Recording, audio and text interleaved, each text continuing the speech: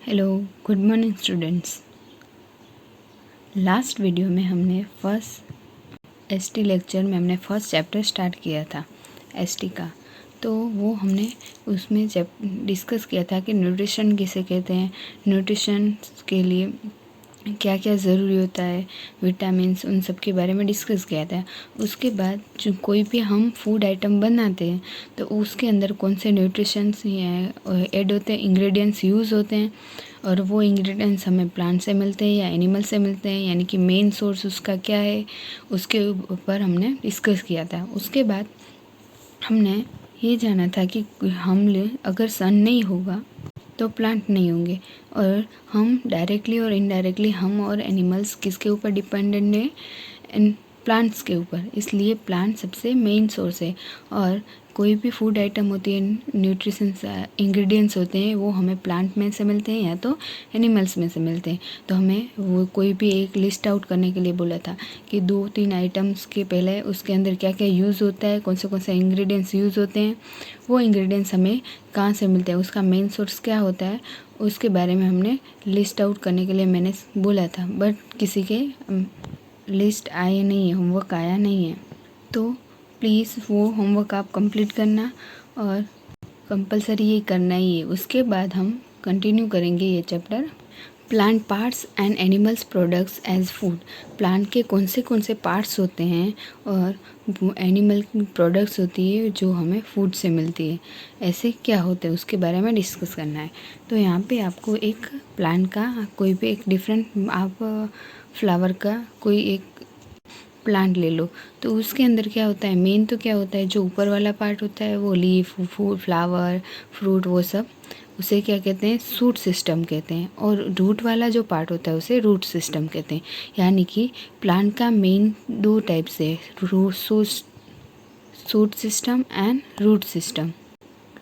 Root system के अंदर root system के और 2 पार्ट्स हैं, प्राइमरी रूट और सेकेंडरी रूट। यानी कि प्राइमरी रूट कैसे कहते हैं, जो मेन हम आपने देखा हो कभी भी प्लांट का, तो जो बहुत बड़ा ही रूट होता है उसे क्या कहते हैं, प्राइमरी रूट कहते हैं। और जो प्राइमरी रूट में से दूसरे रूट स्प्रेड होते हैं उसे क्या कहते हैं, सेकेंडरी रूट कहते हैं। तो रूट सिस्टम के अंदर 2 टाइप्स होते हैं, primary root and secondary root. उसके बाद आता है सूट सिस्टम। सूट सिस्टम के अंदर तो कितने सारे पार्ट्स होते हैं, बर्ड होते हैं। बर्ड पहले यहाँ से हम स्टार्ट करते हैं, तो फर्स्ट आता है बर्ड।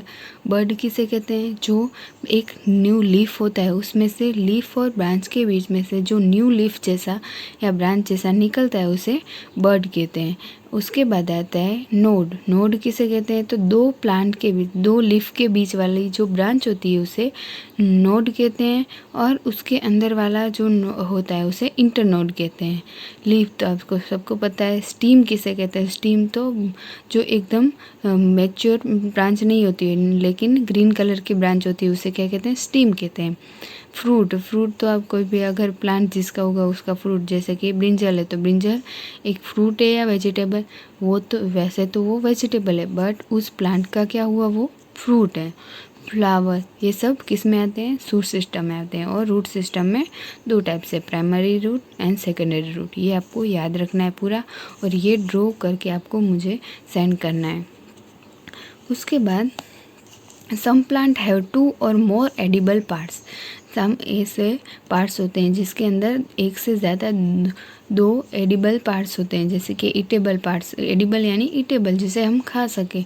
तो ऐसे कौन से पार्ट्स होते हैं, ऐसे कौन सा प्लांट है, तो एक नीम का पेड़ ले लो, तो नीम के अंदर जो उसके जो लीफ होते हैं उसे भी हम खा सकते हैं। उसका फ्रूट जो नींबूली होती है उसे भी हम खाते हैं, और उसके जो ब्रांचेस होती है उसे भी हम ब्रश की तरह यूज़ करते हैं। तो इससे क्या हुआ, एक से ज़्यादा एडिबल पार्ट्स होते हैं। Seed of mustard plant give us oil and the leaves are used as a vegetable.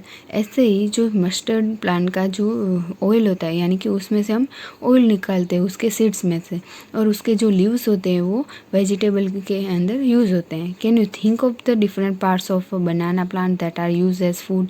क्या आप बता सकते हो बनाना के अंदर दूसरा पार्ट कौन सा होता है जो हम खा सकते हैं। प्लेट को भी यूज़ करते हैं ना, उसके जो लीव्स होते हैं उसे भी हम प्लेट के लिए यूज़ करते हैं। तो ये भी क्या हुआ, दूसरा एडिबल पार्ट हुआ।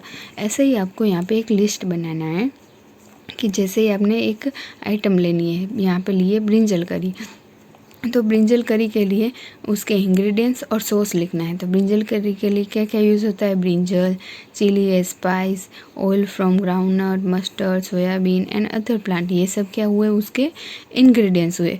और उसके बाद यहाँ पे आपको लिखना है कि वो जो आपके इंग्रेडिएंट्स यूज़ किए हैं वो फ्रूट है, सीड है, क्या है, लीफ है, क्या है। तो ब्रिंजल क्या हुआ, फ्रूट, चिली फ्रूट, और ऑयल नट ये सब क्या हुआ है, जो हमें सीड में से ऑयल मिलता है, तो ये सीड हुआ। तो ऐसे ही आपको लिस्ट आउट 2-3 आइटम्स करनी है और मुझे कंपलसरी साइन करना है। उसके बाद यही एक्टिविटी में दिया है आगे, जो मैंने बताया आपको लिस्ट आउट करना है, जो फर्स्ट 1.4 टेबल के अंदर यही करना है। एक्टिविटी 5 बहुत ही इम्पोर्टेंट है, ये आपका वर्कबुक का क्वेश्चन भी है, बड़ा क्वेश्चन।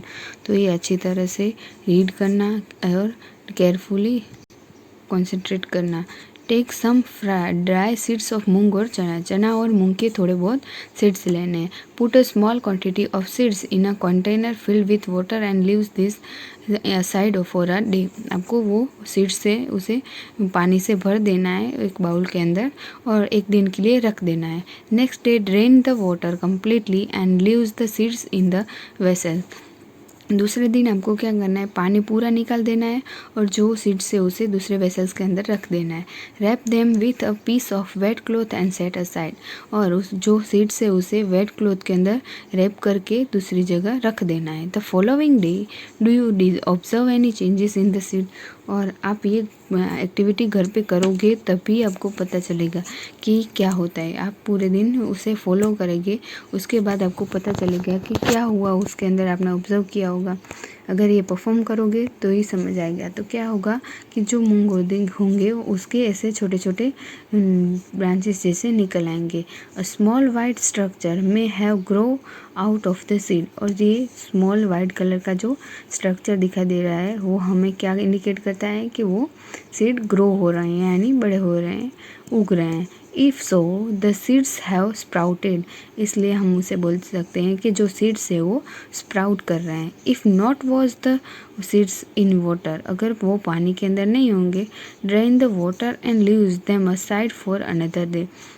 और अगर आप पानी में नहीं रखोगे एक दिन, तो एक दिन नहीं दूसरे दिन वो अनदर डे इसमें से स्प्राउट निकलेंगे। तो इसे क्या कहते हैं, स्प्राउटेड मूंग, या तो यहाँ पे स्प्राउटेड चना कहते हैं। अगर आप चना का करोगे तो covered with a wet cloth. अगर आप उसे पानी के अंदर नहीं रखना है तो आप उसे वेट क्लॉथ के अंदर भी रख सकते हो। The next day C if the seeds have sprouted. और आप उसके दूसरे दिन यानी कि एक दिन पानी में रखोगे तो दूसरे दिन ही स्प्राउट दिखाई देंगे और फॉलोइंग डे में ही दिखाई देंगे। और अगर वेट क्लॉथ में रखोगे तो 2 दिन बाद दिखेंगे। After washing this sprouted seeds you can eat them. और उसे वॉश करने के बाद आप उसे स्प्राउटेड मूंग या स्प्राउटेड चना को खा सकते हैं। They can also be boiled. और इसे बॉइल भी कर सकते हैं। Add some spice and get a tasty snack to eat. और इसके अंदर थोड़ा बहुत आप स्पाइस ऐड करोगे तो आपके लिए बहुत ही अच्छा नाश्ता रेडी हो जाएगा और आप उसे खा सकेंगे। Do you know where honey come from. Honey कहाँ से आता है आप जानते हो, और कैसे प्रोड्यूस होता है जानते हो। अगर नहीं पता है तो आपको आपके पेरेंट्स को, ये आपके लिए एक होमवर्क है कि आपको आपके पेरेंट्स को पूछना है कि हनी कहाँ से प्रोड्यूस होता है, कहाँ से आता है और किस में से बनता है और उसे कौन बनाता है। ये आपको आंसर मुझे लिख के सेंड करने। और इसका होमवर्क जो भी सेंड किया जाए वो कंपलसरी आपको कंप्लीट करके फ़ोटो सेंड करने। नेक्स्ट पोर्शन, और इसलिए हम आज यहाँ पे होल्ड कर रहे हैं। और आज जितना भी करवाया वो आप एक बार अच्छी तरह से रीड कर लेना, क्योंकि ये चैप्टर तो इजी है बट अगर रीड नहीं करोगे तो समझ में नहीं आएगा। और next portion we will continue in next lecture. Thank you.